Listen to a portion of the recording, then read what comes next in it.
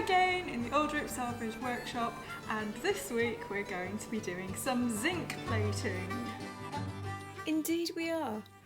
After spending the best part of a year on the restoration of this old Bedford, we're working our way down from the biggest piece, the cab, through the panels, then powder coating the medium-sized bits, and now these, the fiddlies, the rusty, grubby nuts and bolts which hold the whole thing together, hopefully.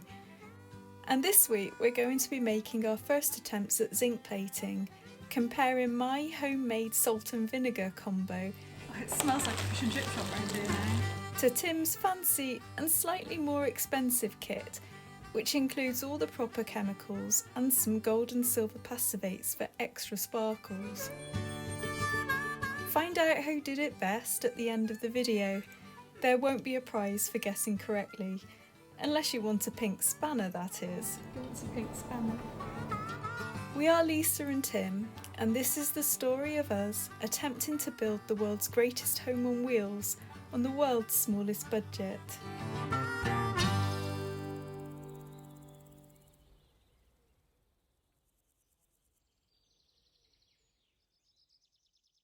We started off with all the big bits of the cab which we spray painted, and then we moved on to the medium-sized bits which we powder coated, and now we're on to all the tiny little bits, nuts and bolts and washers and all these kind of things. So we're zinc plating, and I'm going to show you how we do that using just some stuff that you might find in your cupboard at home.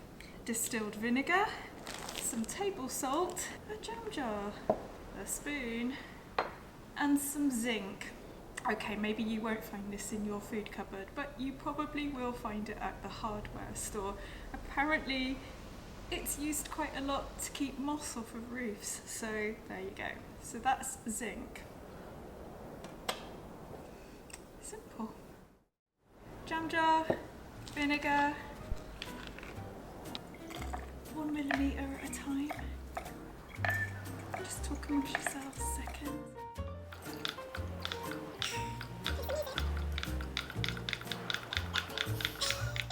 It smells like a fish and chip shop right here now. A little bit of salt, just throw that in. And then what you do with that is you pop your zinc in it. It dissolves the zinc into the solution, not the whole plate, it just kind of takes a bit of it off of it, you'll see what I mean. You want to leave that for a couple of days, so we haven't got a couple of days, so here's one I prepared earlier. So this is now a salty vinegary solution with some zinc dissolved into it. And using this, we are going to plate some of our nuts and bolts and screws in zinc. It's like magic. How are we going to do that, you might ask? Well, let me show you. So we don't need these, we just need our solution. We need our zinc anode, that goes back into the solution. We need something that we want to zinc plate, so I'm going to use this. And then you need a power supply. You don't need a big power supply, you could use something as simple as a couple of AA batteries or an AC adapter such as this, but we have a variable power supply on hand because we're doing lots of things. We've been using it for powder coating and all that kind of stuff. So that's what I'm going to use now, and that's just a unit like this with a positive and a negative charge. What we do is attach the positive to the zinc and we attach the negative to the thing we want to plate. We pop them in. They shouldn't be touching, so if you're using a bigger bath as it were to do this, obviously you're going to need a lot more solution and probably a bigger power supply, but for a little thing like this you just need about 3 volts. So pop that on, and what you want is to turn up the voltage until you start to see bubbles. Oh, there we go, it's fizzing.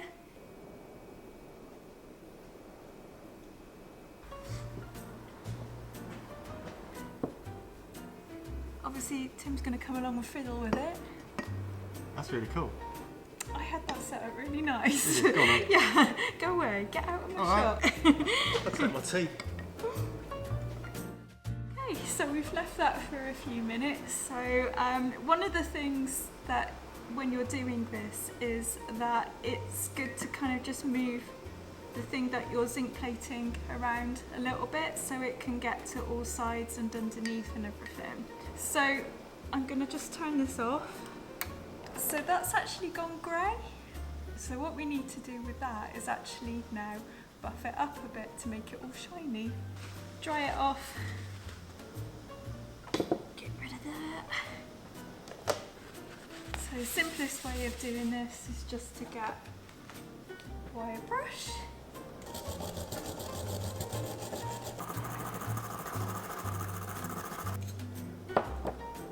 There you go, one shiny zinc plated bowl. It's easy. So thank you for watching. Hope you enjoyed the video.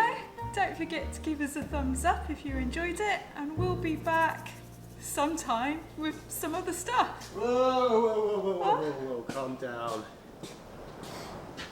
That is amazing. It is truly brilliant. But if you think I'm going to be like buffing every single nut and bolt we have, you got nothing coming. There's maybe a little bit more to this video than I was anticipating. This is really, really cool. It shows it's so simple to do sort of zinc plating at home with really, really basic ingredients, but it could be better. There are further steps we could take with this to seal it in and to give it even better corrosion protection. We were contemplating doing every single part in this exact same manner, but in the end we decided to order a kit.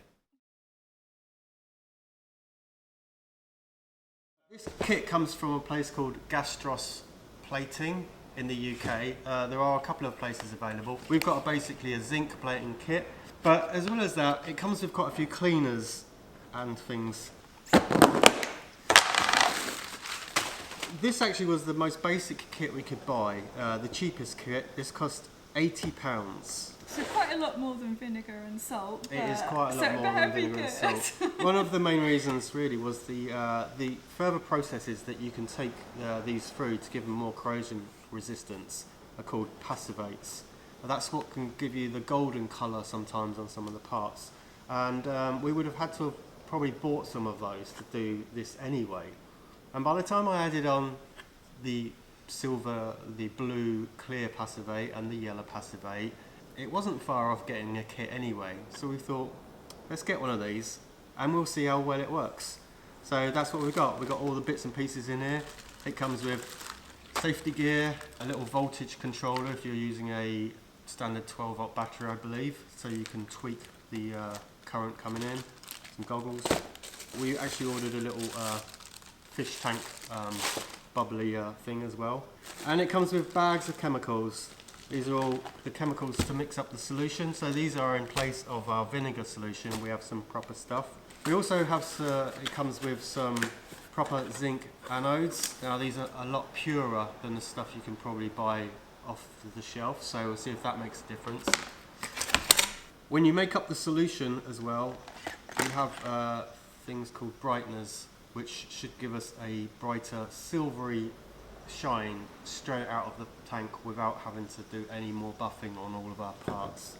And we have the Passivates, which are the protective bit that go on afterwards, which are actually quite important things really. They will give you a lot more corrosion resistance on your parts. They come as a blue Passivate, which is essentially just silver, and a yellow gold one, which gives you that orangey yellow colours. A few bits and pieces, wire, and also a couple of cleaners. It comes with an alkaline cleaner, which is very similar, I suppose, to the caustic soda I've been using already, and also what they call a dry pickle, which is basically an acid which prepares the part before it's plated. So I think overall we should get much better, more long-lasting and slightly easier results using the contents of the kit over going with our vinegar solution. Okay, so I'm going to keep a hold of this and I'm going to compare my little homemade zinc plating to Tim's fancy schmancy kit here, and we'll show you all the results, I guess, at the end of the video. So I'm kind of really excited, but I also know this takes... The cleanliness is the number one thing with these parts, and there are a lot of small parts, and it means they all have to be cleaned up properly. It will probably mean some sandblasting on some bits. It will mean dipping stuff in chemicals, lots of like scrubbing them. I'm excited, but I'm nervous as to what it's going to do to my fingertips.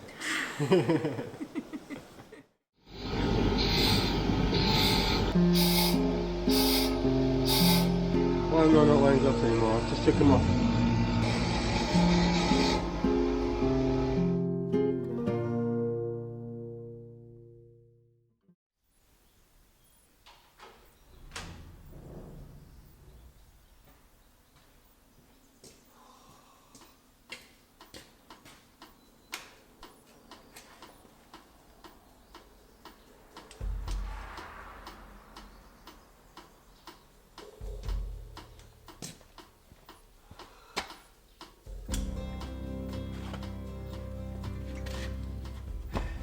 Right,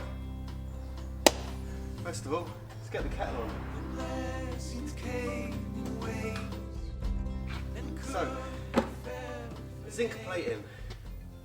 What we're intending on doing is all of our nuts and bolts and washers and a few brackets. There's hundreds of them, and the reason why is originally from the factory they're kind of coated in this material, and obviously after 45 years, and by the time we get the parts out and we clean them up, because they're covered in paint and rust and oil and grease, if we were just to clean them up while we'll brush them and stuff like that and bolt them back on, they'd rust in like no time. Paint isn't really great, it lasts a little while but not that long. So our only real solution, and the best thing we can do, is have them all plated back into the zinc layer over the top of them. Obviously we could go and buy new bolts, but that would be pretty much a nightmare because the whole truck's in imperial measurements. It's quite hard to find that sort of thing these days, and it would cost a lot. We could as well have these done by someone else. We could send them somewhere and get someone else to plate them. But the big problem with that is normally you have to pile all your nuts and bolts into one big box, send it somewhere, and then you've got like a nightmare trying to work out what the heck everything is. This way it allows me to take the parts out of their original bag, clean them up in small batches so I don't lose track of what they are and where they come from. And zinc, well, it's a really good corrosion inhibitor. It will mean our bolts should last for years to come. It looks pretty nice.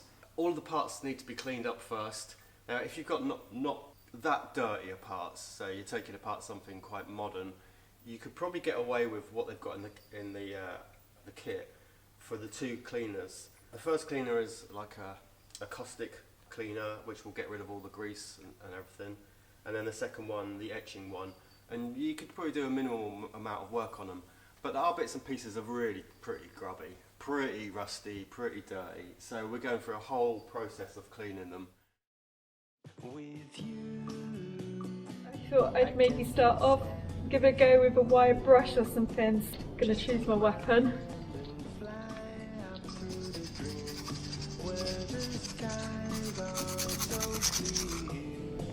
Might be here a while. A wire brush is an excellent way of cleaning off dirt and rust, but you can make it a little bit quicker by connecting one to an electric drill. And it's available in many types. Always wear safety goggles. But if the electric drill is a little bit too slow, you can always move up to the angle grinder. I see your angle grinder, and I raise you a bench grinder.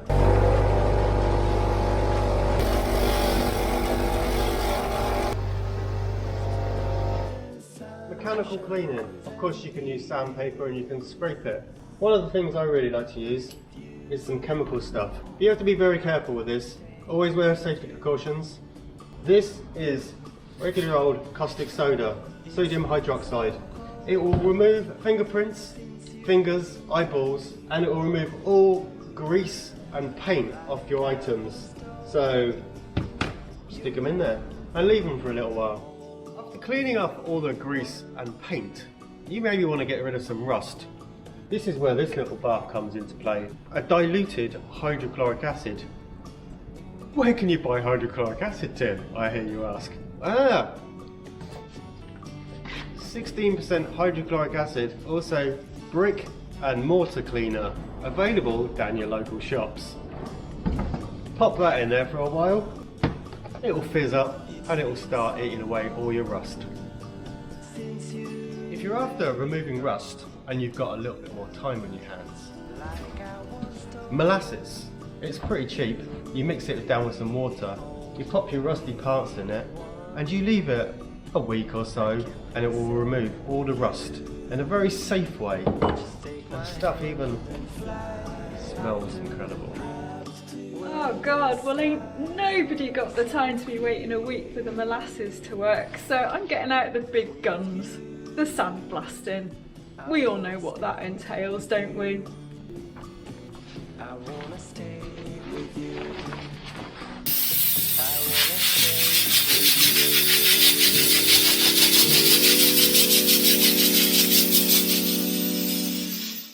And then once they're pretty clean and they're in their tubs over here, we'll just take them through the last processes just as the kit recommends. So that's all the plan. Most of the work in this is all about cleaning parts. Cleanliness is the main key thing here. Having nice rust-free, grease-free, paint-free parts. And then you just put a little coating on it and let it dry and there you go. So that's what I'm going to be doing. I'm going to be getting the rest of this kit done and trying to plate some parts. I'm looking forward to this. Apart from the fact I've got hundreds and hundreds of bolts. Silver and this is gold, so which one shall I do first, silver or gold? As with absolutely everything that we do, it's all in the prep. Really, if we showed you the hours and hours spent cleaning up those nuts and bolts, you'd be reaching for the unsubscribe button quicker than we can clean those nuts and bolts. We're working in small batches, as even wrapped and boxed, once in bare metal, the bits will start to go rusty again almost overnight. And then deciding whether to go silver or gold is mostly just on impulse, depending on the mood of the moment. Each piece has to be wired up to the copper wire, which is conductive. We can attach several bits to one wire, but only to the depth of the plating tub, as they can't touch the bottom, so it's a bit fiddly. But before they can be plated, they go into the alkaline cleaner for some additional chemical cleaning. Just going to spray some water on it so that I'm not dragging out all of the chemical out of here. I'm at least putting, rinsing it off. Then I've got a bucket of water underneath here. I'm rinsing it off. Then I'm going to take it over here. This is into my acidy thing. And you don't have to go in here for very long at all. You'll see start seeing some bubbles come off it.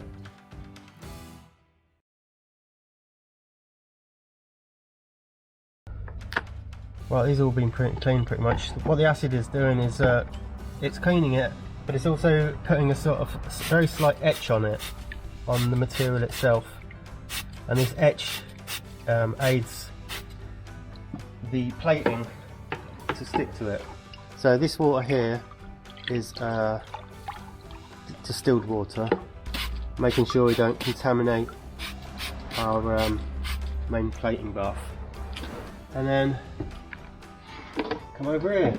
I'm going to hang that on there, get this one out.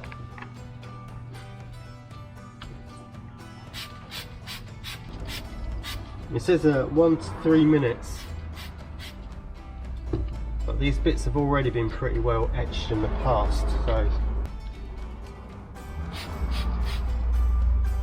so you can hang quite a few bits at once, but I'd suggest if you're trying this not to do too many because you start losing track of everything quite quickly, and you need to be able to sort of rotate these around and keep moving them a bit so that they don't get all plated in one part. So sometimes I leave them on for a few minutes, turn them around, So that's basically it now.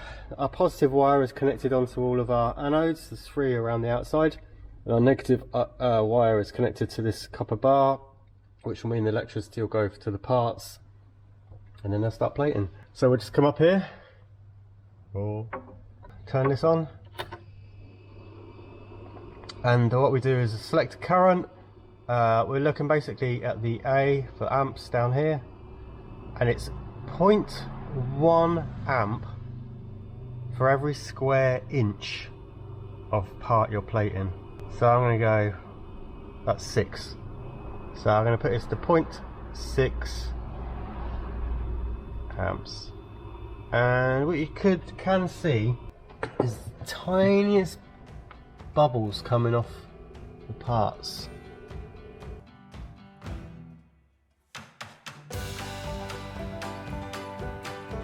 So yeah, 20 minutes and keep moving them around occasionally. But on the bar here we can, you know, get the angles changed or switch the bar backwards and trying to keep them equal distance.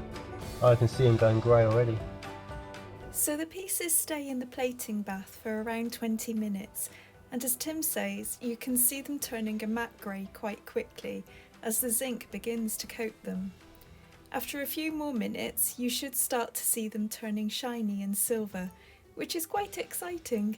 It's science apparently, which if I'd paid attention in chemistry lessons I might know, but it looked like alchemy to me.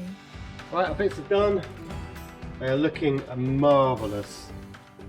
And we mostly just used our best judgment when it came to removing them from the plating bath, ready for the final and the most exciting step. Go in here for precisely 30 seconds. You have a choice of going in here for just a few seconds, well 10 to 40 seconds. The longer it goes in here, the more it colours it. This is really weird because this liquid is pretty blue, isn't it?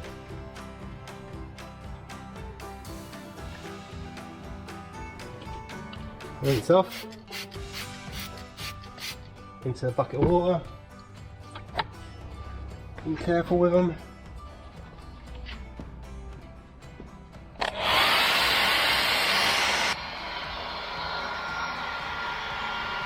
So I tried this with the air blow gun yesterday and it actually can seem to damage the coating. I think you've got to be a little careful. And don't take it over 50 degrees. That's fine. There it is.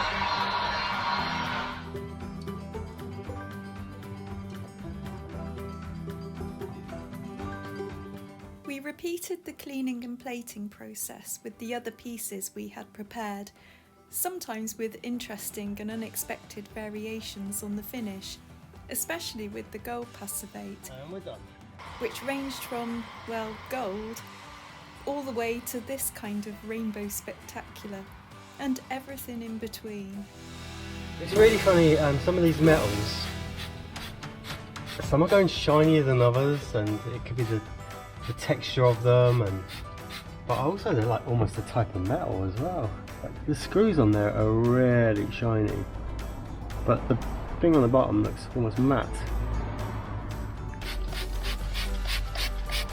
Would it be easier going down the shops and buying new washers? Well, it might be, but you know what, they wouldn't be. They wouldn't be genuinely Bedford washers.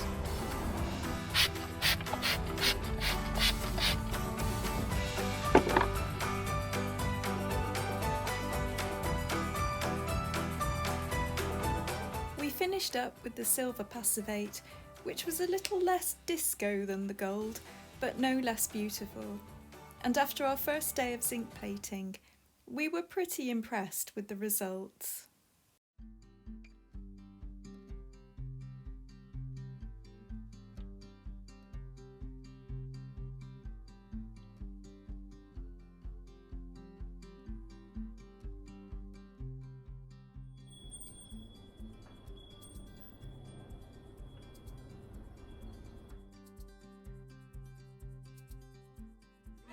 You're a regular weather forecaster or teller. I'm obsessed with the It's weather. raining, it's foggy, oh, it's too cold. We've got the sun coming in from that side, the wind coming in from this side. Yeah, so that noise, that's just the wind. So. Have you finished with the weather now? Yeah. Right. So, zinc plating. This is really fantastic. We're only just in the beginnings of it. We've got lots to do. In fact, this is part of our piles. These boxes are full of nuts and bolts. We intend to do every single nut, bolt, bracket, washer, everything on the whole truck. And this is just the beginning. We've got a lot of time. And it's been really good. Most of the time is involved in cleaning up the parts, and then the process of actually sort of like plating them and all the things. It's a bit production liney really, but the results we've got have been marvellous. Yeah, so at the beginning of the video I did the using the home cupboard materials to do this bolt, and that was actually a few days ago now, and it has actually gone quite dull already in a few days. It's gone just to kind of a dull grey. I probably could have cleaned it up better before I did it, but it does actually have some slight little rust spots already showing through. So that's obviously does have some limitations. And that was actually the route that we were originally going to go down. You might remember a couple of videos back I showed a big pile of stuff that Tim had been collecting, all caustic sodas and vinegar and that kind of thing. But in the end, we did decide to go down, get in this kit. Going the kit route is a pretty good idea. The very reasonable in price actually. If you factor in what you get and how much the chemicals are, if you can work out what you need. The chemicals that are better, we've already got the anodes, which are very pure. We have the brighteners in them, so you get an immediately bright finish. And you also get the Passivates, which give the yellow or the clear colour, but also are protecting it, which will stop it going grey over time. So these should stay bright now for a long time. So this is the results. So you started off doing some more little spanners, just to do some experiments, and we got sort of a few screws and bolts and washers here, which we did with the gold Passivate, and they're just so gorgeous. Some things seem to take the colour a little bit different to others. Those are really gold. They've come out really gold. I love the kind of the rainbowy effect that you get on them. But this here, it picked up quite gold on parts of it and then quite pale on other parts. And these items here, like these have had exactly the same amount of time in the bath, yet sometimes there's a slight variation. So getting the balance of how many amps you need and that sort of thing, I think is probably maybe quite critical. We're still learning. But and then we've done some things with the silver Passivate, which if you leave that in for quite a long time, it can go quite bluey. I think it's just so pretty because it's silver. And it's almost like a subliminal thing that you think that is just got a slight hint of blue about it. So those are really lovely as well.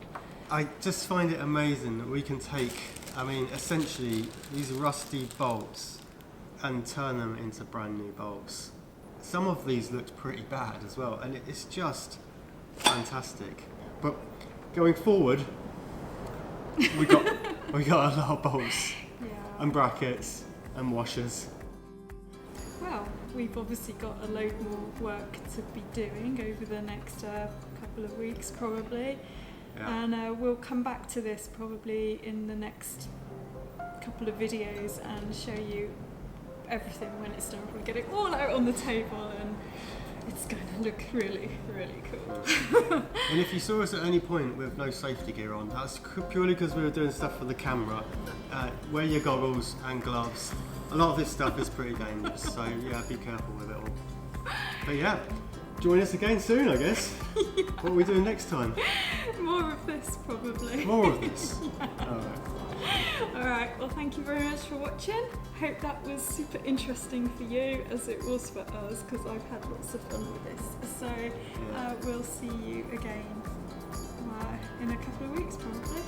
Yeah. See you later. Take care. Bye. Bye. Right. Here's my tea. Why is that pink? I have no idea. I have no idea what we're doing with this stuff. Does it come across that way on camera? Does it look like we know what we're doing? No, it looks like we don't have I don't know. a clue. Why did it come out pink? I did 40 seconds, but I counted to 40 really slowly. Is that in the gold then? Yeah, I think I put it in there for a minute. Who wants a pink spanner?